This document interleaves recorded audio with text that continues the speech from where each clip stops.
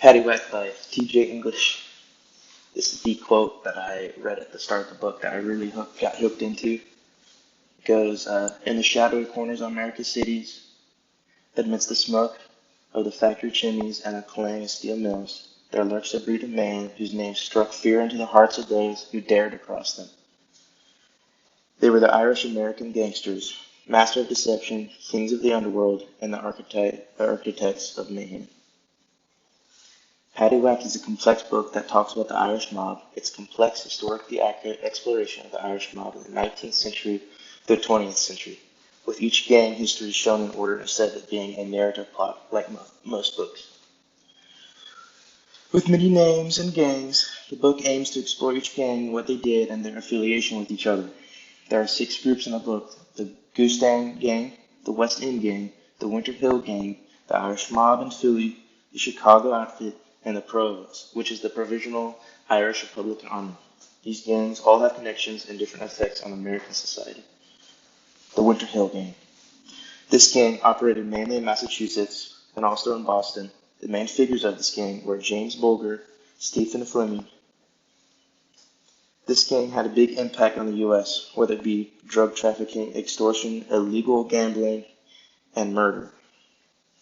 They also had their ties with the law enforcement. Bulger and Fleming were both FBI informants who corrupted agents and used them to escape prosecution.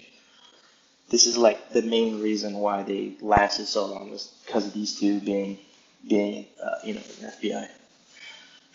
The Westies, or the West End Gang.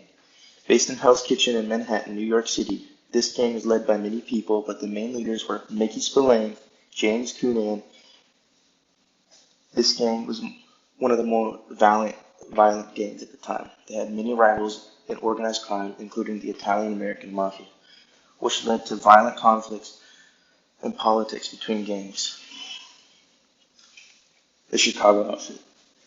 This gang in the book was the most powerful crime organization, led by Johnny Torero and then later Al Capone. They were involved in most crimes such as racketeering, extortion, political corruption, but they dominated in illegal alcohol business. A mostly Italian gang with key roles played by Irish members such as George Moran, who was Al Capone's rival in the early days, basically forcing Al Capone to try harder, to be better. This book reminded me of Boardwalk Empires, which is a show about the Irish mob making a name for themselves in Tulsa, known for their trade in illegal alcohol and their involvement in politics. It also reminds me of Peaky Blinders, which is also Irish gangsters, known for their business in illegal gambling, and the fact that they had law enforcement in their payroll, just like the Winter Hill Gang.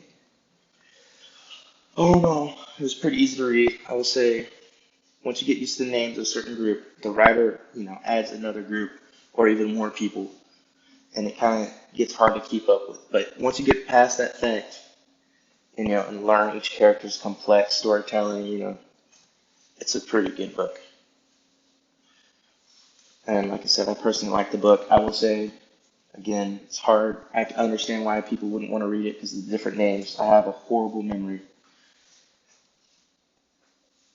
But it was really cool to learn about the different gangs and how, where they ended up and what they are now, what they did, what they thrived at, what they were bad at.